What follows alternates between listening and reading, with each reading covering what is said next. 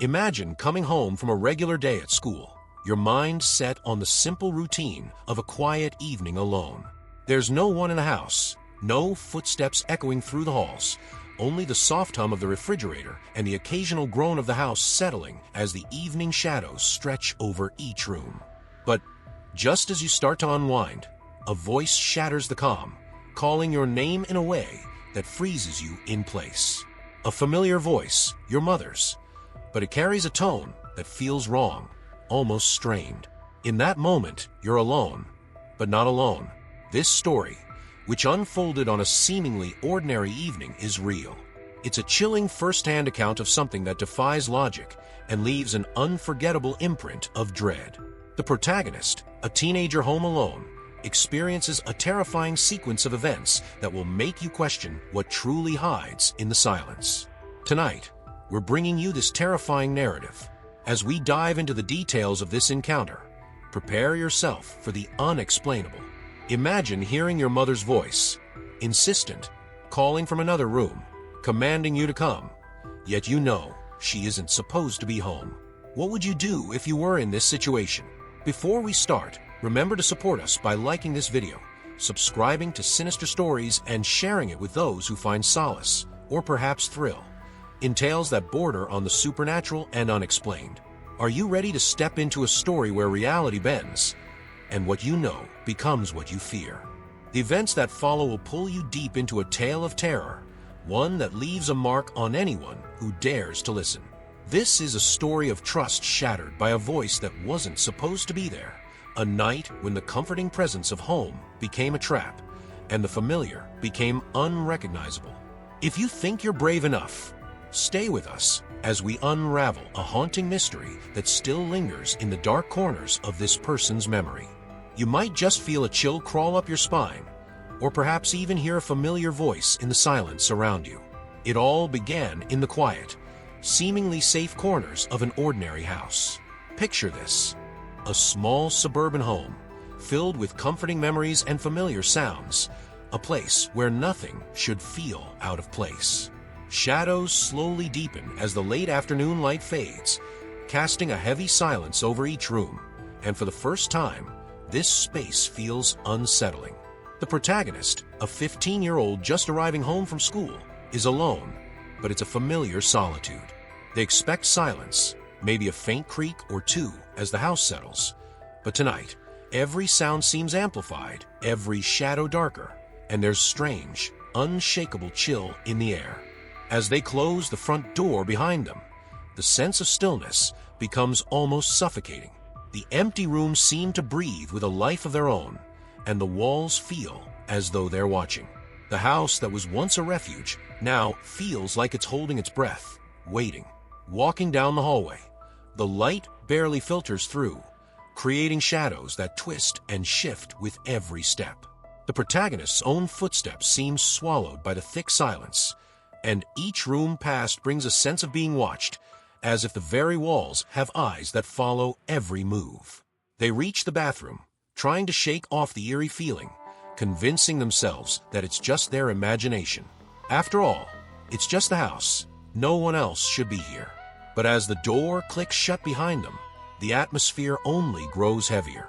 Turning on the shower, the sound of running water offers some comfort, filling the silence that had felt almost oppressive. They let out a sigh, trying to let the warmth wash away the growing unease. But something in the back of their mind remains alert, sensing that this quiet solitude is far from peaceful. The light in the bathroom flickers, just once, casting a brief, unsettling darkness over the room. For a split second, they feel as if someone is there, watching from just beyond the door. They brush it off, forcing themselves to relax, but a cold, prickling sensation creeps up their spine, refusing to be ignored. This house, where everything should feel familiar, suddenly feels like an unfamiliar, unpredictable entity. The shadows in the hallway seem to grow, stretching closer, waiting just beyond the door. And then, just as they begin to feel a slight sense of calm, a voice, clear, familiar, and filled with urgency, calls out their name from downstairs. Standing frozen in the bathroom, The protagonist feels their heartbeat quicken as the voice echoes up from downstairs. It's unmistakably their mother's voice, but there's something wrong about it. It's a tone they've never heard before, sharp, insistent, and laced with an urgency that feels out of place. The voice calls their name once, then again, each repetition more forceful, demanding.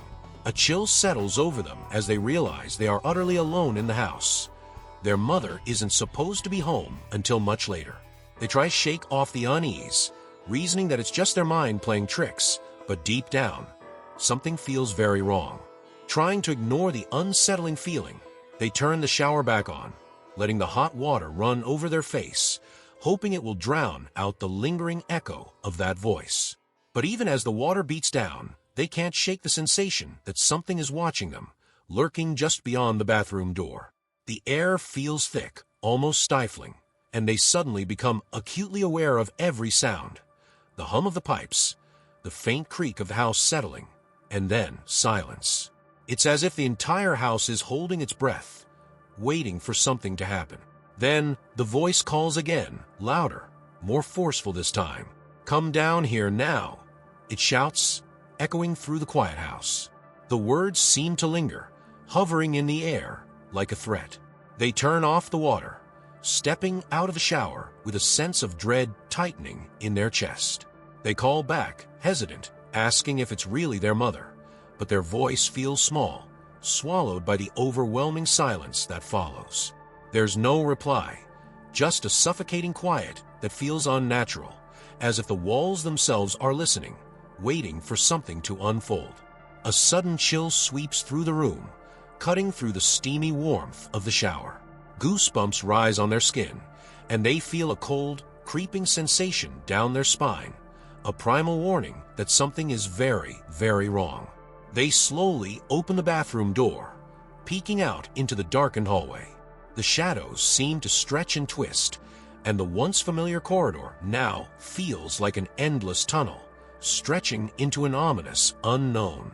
The sense of being watched grows stronger, and they feel an almost magnetic pull from the stairs leading down. Each step seems to beckon, as if the house itself is alive, urging them closer to whatever lies in the shadows below. Their instincts scream to stay put, to lock themselves away, but the voice calls out once more, sharper this time, filled with an edge of impatience. It sounds so much like their mother, but each word feels wrong, distorted, as if someone or something is imitating her, trying to draw them out. Their heart pounds as they stand there, caught between fear and the compulsion to answer. Every fiber of their being feels torn, gripped by a mounting terror that something beyond comprehension is waiting, lurking just out of sight, with intentions darker than they can fathom. They stand frozen in the hallway, the dim light casting unsettling shadows across the walls. The voice, still eerily like their mother's, calls again, sharper, almost demanding. "Come down here now." It echoes up the stairs with a weight that feels unnatural, reverberating in their chest like a cold, gripping hand. Their mind races, wrestling with confusion and dread. It sounds so much like her, but an instinct buried deep in their gut screams that something is terribly wrong. They know their mother isn't supposed to be home, yet here is her voice, twisted and edged with a tone that chills them to the bone. With a shaky breath, they try to rationalize the situation. Maybe she did come home early. Maybe she just sounds strange because of something they can't quite name. But each time they try to convince themselves, a deeper, instinctive fear surges, rejecting the logic, telling them to stay far from the stairs. They feel trapped, caught between the fear of facing the unknown and the primal curiosity to find out what's waiting downstairs. Heart pounding, they glance toward the staircase, the shadows seeming to lengthen, beckoning them forward, as if the very house is alive, urging them closer to something dark and unknowable. Their breath grows shallow as they consider their options. Staying in the hallway feels safe, but at the same time, they can't shake the feeling that hiding will only make things worse. Ignoring the voice is like ignoring a predator's gaze, knowing it's there but choosing to pretend it isn't, a dangerous gamble. A battle begins in their mind, one part screaming to turn back, to lock themselves in their room, and another part, equally strong, whispering with a dark curiosity to see what's truly waiting below. Each second of hesitation feels like an eternity, the silence pressing down on them as if the walls are closing in. Finally, they take a step forward, every nerve in their body taut with apprehension. The hallway stretches before them, the dim light casting shadows that seem to shift and move, almost as if alive. The air grows colder with each step, and their footsteps echo softly against the wood, swallowed up by the heavy quiet of the house. As they near the top of the stairs, their grip tightens on the banister, knuckles white, as if holding on for dear life. They peer down the staircase, where the shadows are thickest, swirling like dark fog around the bottom steps. There is no sign of their mother, no sign of anything. Just a yawning darkness that seems to watch them in return. Their heart beats wildly, every instinct screaming to turn and run. But the voice calls one last time, faint yet piercing, with an urgency that feels almost like a command. Come down here, now. It's colder, more distorted, the tone hollow, as if whatever is imitating their mother has grown impatient. The sound is like a hook pulling them forward, deeper into the mystery. With a trembling breath, they take one more step, feeling the weight of the unknown pressing down, sensing that once they descend, there may be no turning back. They stand there, suspended in that chilling moment, knowing they are crossing a line, stepping into a realm where comfort and reason have no place. As they reach the bottom of the stairs, a crushing silence fills the house, heavier than before. The air is icy, prickling their skin, and the faint hum of the refrigerator, the only noise in the house, suddenly cuts out, plunging everything into an unsettling, unnatural stillness.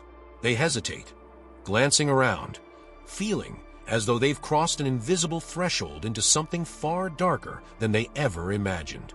Their breath fogs in front of them, lingering in the air as if the house itself were watching, waiting for their next move. A strange, almost electric tension crackles in the silence, and the shadows around them seem to pulse, shifting as though alive, pressing closer. They call out, their voice trembling, "Mom?" But the word is swallowed up by the house, deadened, as if the walls themselves are absorbing the sound. A single soft creak breaks the silence, coming from the direction of the living room.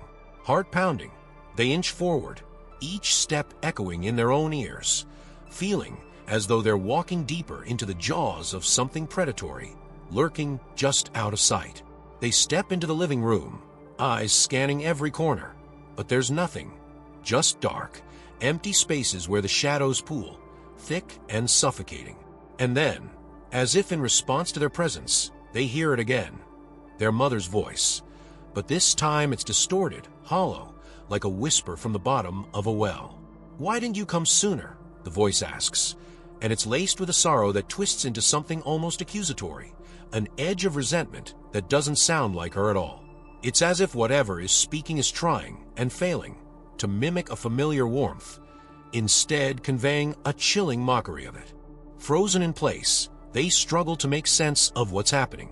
Their mother's voice, so wrong, so unnervingly empty, comes again, closer this time, sounding as though it's just around the corner. A prickling sensation crawls up their spine, a feeling that something unseen is drawing closer, creeping toward them with a slow, menacing intent. They can't move. Their feet feel rooted to the floor as an icy dread paralyzes them. The walls seem to close in, shadows darkening, as if the house itself is alive, tightening around them, trapping them within its depths. Then, something moves in the corner of their vision, a flicker of motion in the doorway. They turn, and for a split second they see it, a dark figure, indistinct, lurking at the edge of the shadows, as if waiting, watching them with a hollow intensity. The figure doesn't move, doesn't breathe. It's merely there, an unnatural darkness that feels impossibly wrong, a void where no light seems to touch. And in that frozen instant, they understand that this thing, whatever it is, has been calling to them, luring them out with a voice that doesn't belong to it. A wave of terror crashes over them as the realization sinks in, the understanding that this entity has no face, no humanity, only an insidious hunger. And then, the voice comes again, dripping with malice this time, hissing in a low whisper that chills them to the core. Come closer. It's as if the darkness itself is reaching out, drawing them in, eager to consume them whole. Paralyzed with fear, they know they have to get out, but they can't bring themselves to move, trapped in the gaze of something that defies explanation, something that shouldn't exist but does. And it's waiting, as if relishing their fear, savoring each second as it closes in, step by step. In the thick, suffocating silence of the living room, they feel as though time itself is stalled, stretching each heartbeat into an eternity. The figure looms in the shadows, barely more than a silhouette, yet exuding a dark, oppressive presence that seeps into every corner of the room. They're acutely aware of their own shallow breathing, the cold sweat trickling down their neck, the primal instinct screaming at them to flee. But something almost magnetic, holds them in place, rooting them in a horrific standoff with the unknown. The figure's form flickers, shifting in the darkness as if feeding off their fear, its outline twisting and warping with each tremor of terror that racks their body. The voice, the warped, haunting imitation of their mother's voice, echoes again, but now it's no longer pleading or commanding. This time, it's laughing, a guttural, mocking sound that slithers through the air, chilling them to the bone. Why are you afraid? It taunts, and the words are stretched twisted, as if spoken by a dozen voices at once, layering over one another in a grotesque mockery of human speech. It's then that they realize, this thing, this entity, has been feeding on their fear, drawing them out, savoring each moment as they edge closer to the truth of what lurks in the darkness. A horrifying thought crashes into them like ice water. Whatever this is, it's not just mimicking their mother's voice. It's something ancient, something that has lurked in this house for far longer than they've lived there. They feel as though they've stumbled into a place beyond reason, a pocket of the world where time and reality fray at the edges, where malevolence takes shape. It's as if the house itself, the very walls and foundations, have absorbed and hidden something monstrous, something that has waited in silence, feeding off the lives of those who pass through, longing to emerge. Trembling, they take a step back, hoping to break the entity's grip, but their movements feel sluggish, as if the air itself has thickened, turned viscous. A creeping understanding dawns, a horrifying clarity that whatever this thing is, it doesn't just want to scare them, it wants them. The distorted voice rises to a crescendo, echoing from every corner of the room, blending with the shadows that swirl and press closer. And then it says something that chills them to the very core. I've been waiting for you. It sounds almost gleeful, as if this twisted entity has spent years biding its time, waiting for the perfect moment to strike, savoring the opportunity to finally claim its prize. Desperate, they tear their gaze from the figure and bolt toward the stairs, legs heavy with fear, heart racing as they stumble up, feeling the darkness clawing at their heels. But as they reach the top step, something grabs them, an invisible, icy grip that tightens around their ankle, pulling them back, as if the darkness itself has taken shape, determined not to let them escape. In that split second, they twist around, seeing the dark figure at the base of the stairs, its form still shadowy, but its eyes, a pair of empty, hollow voids, burn with a malevolent hunger. They know that whatever this is, it won't stop until it has taken something from them, something it has craved in the shadows for as long as it has existed. With a surge of adrenaline, they break free, slamming the door to their room behind them, locking it as they press their back against it, hard hammering in their chest. But even through the door, they can still hear it, the faint, haunting echo of that distorted voice, chuckling with dark amusement, as if savoring this game of terror. And in the silence that follows, a final realization strikes, one that will haunt them forever. This entity, this thing lurking in the shadows, wasn't just calling them tonight. It has always been there, lurking, watching, waiting patiently for the day they'd be alone, and vulnerable enough to answer its call. They sit huddled on the floor, back pressed firmly against the locked door, every muscle tense, listening intently for any sign of movement on the other side. The house has returned to silence, yet it's a silence that feels sinister, filled with an oppressive weight that presses down like an invisible hand. Their breaths come in shallow gasps, each one a struggle as the realization of what just transpired sinks in. Whatever was in that house wasn't human. It was something far darker, something ancient and predatory, lying in wait within the walls, feeding on the shadows. And tonight, it had reached out, pulling them into its grasp. Minutes pass, stretching into what feels like hours. Outside the door, the hallway remains cloaked in a suffocating darkness, and every so often, they swear they hear faint, almost imperceptible whispers drifting through the crack beneath the door, as if the house itself were alive, murmuring in a language too old to understand. They try to convince themselves it's their mind playing tricks, but the feeling of being watched persists, an invisible gaze pressing against the barrier of the door, lingering with an intent that feels hungry, relentless. Finally, headlights sweep across their window, casting brief beams of light that seem almost foreign in the overwhelming darkness.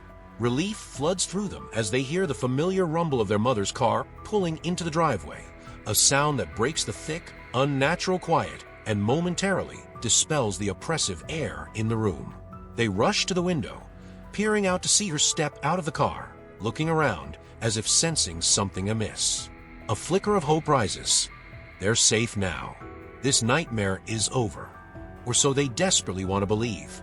But as they watch her approach the house, an eerie realization dawns. The voice that had called to them earlier wasn't their mother's. It was something else, something that had imitated her, reaching out with a voice laced with cruelty and malice. The door downstairs creaks open, and they hear her voice echo up the stairs, calling their name. This time, it's real, warm, laced with concern. They run down, their hearts still pounding, desperate to be in the comforting presence of another person, to escape the clutches of the darkness that still feels as if it's lingering just out of sight. As they embrace, her worried eyes meet theirs. She tells them she felt an overwhelming sense of dread at work, a suffocating fear that something terrible was happening to them. She left early, unable to shake the sensation, convinced that they were in danger. Her words hang in the air, and they feel a chill wash over them, realizing that somehow, on some deeper, inexplicable level, she had sensed the presence of the entity lurking in their home, as if it had disturbed something beyond their understanding.